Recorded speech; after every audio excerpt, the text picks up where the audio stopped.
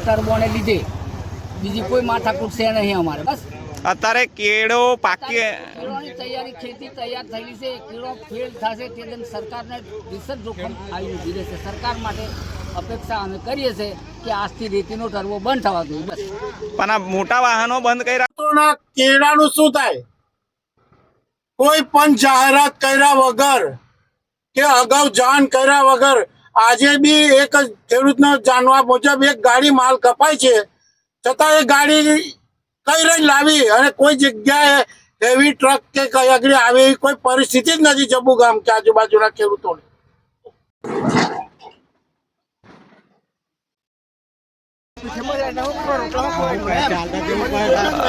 ધીમે ધીમે ધીમે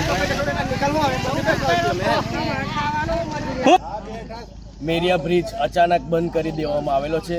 એની ઉપર ભારદારી વાહનો ને અચાનક બંધ કરી દીધેલા છે. ભારદારી વાહનો બંધ કર્યા એનો કોઈ વાંધો નથી, પરંતુ ભારદારી વાહનો એટલે કેવા વાહનો કે 20 થી 25-50 ટન જેટલા રેતી જે ભરીને જાય છે ને એવા વાહનો.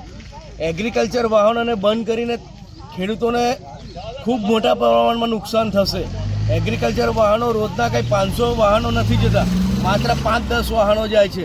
એગ્રીકલ્ચર વાહનોને કારણે જો એગ્રીકલ્ચર વાહનોને જવા દેવામાં નહીં આવે તો ખેડૂતોનો માલ કઈ જગ્યાએ ખેડૂતો માલ વેચશે.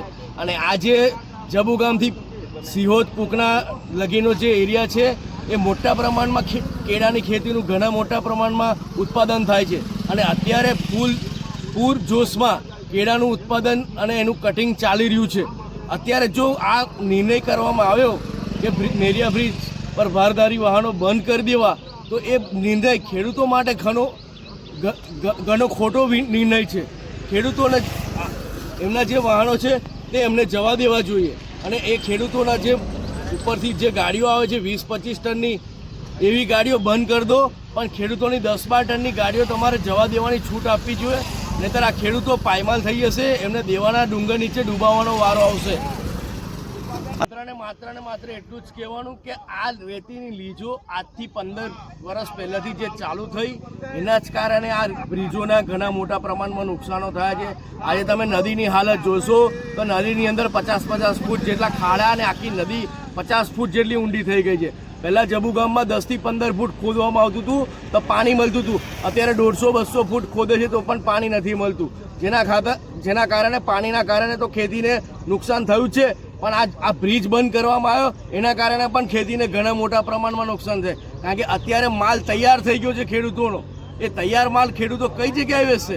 અને જો આ કેળા જેવી વસ્તુ છે એને સમયસર નિકાલ કરવામાં ના આવે તો 2 થી 3 દિવસમાં કેળા બગડી જવાની ભીતિ રહેલી છે. અને જો આવો પાક બગડશે તો દેશના લોકોને અને જે બીજા પ્રદેશમાં જે કેળા જાય છે એ કેળાને પણ લોકોને નહીં મળે અને ખાવાનું પણ નહીં મળે. કેળાનો પ્રશ્ન નહીં, શાકભાજીની ગાડીઓ પણ બરોડાથી આવે છે, અહીંથી બરોડા ગાડીઓ જાય છે, બોડેલી માર્કેટમાં ગાડીઓ જાય છે, એવી ગાડીઓ બી બંધ થઈ જશે તો લોકોને દિવસે ને દિવસે મોંઘવારીનો માર વધુ સહન કરવો પડશે. દૂધની ગાડીઓ આવશે એ પણ બંધ થઈ જશે.